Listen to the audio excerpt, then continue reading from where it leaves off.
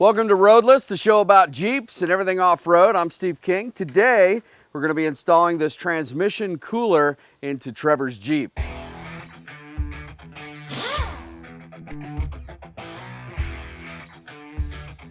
This is a American-made DERALE Performance transmission cooler. And this is not just a passive radiator, which is, here's your radiator for your transmission cooler. Some of them, you just stick this right in front of your radiator, air flows over it, it cools down your transmission fluid, cools down your transmission. This is an active radiator, which means it's got its own fan.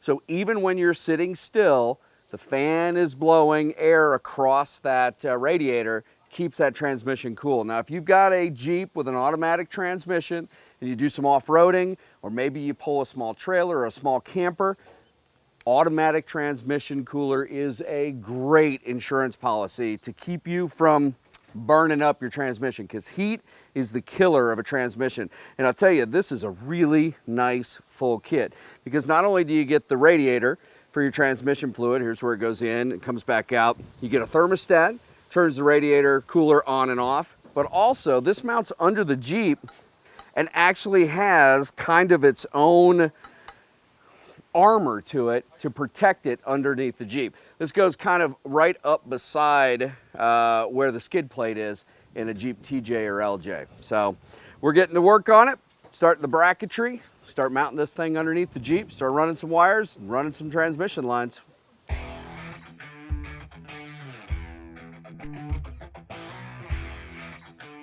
All right, so mounted the transmission cooler. You can see it's right behind the skid plate. Trevor's got an aftermarket skid plate on here. And then this, like I was saying, these bars, basically like its own armor. The fan is above, so it's protected. And you got the radiator right here.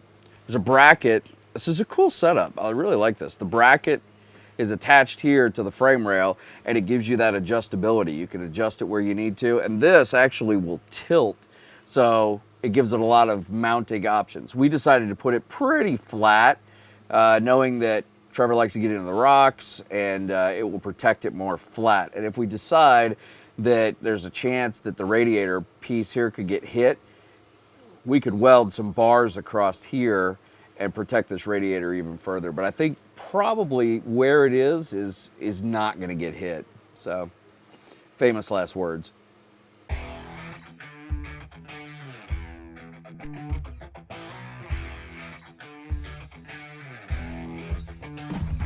We've got the fan grounded to the frame underneath.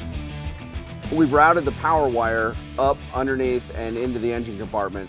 And what we've decided to try to do here is we're going to put it to a constant 12 volt, even though in the instructions it says put it to a switched 12 volt. So you'd only get 12 volts when the switch is on. So we're going to do a constant 12. And what we're thinking is it has a thermostat in the transmission cooler. So it gets really hot. Even when he shuts the key off, the fan will continue to run and will cool the transmission fluid down.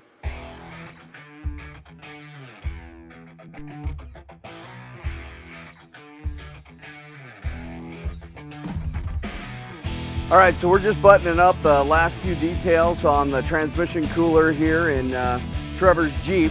And basically this is the feed line that goes back to the transmission cooler that we're adding.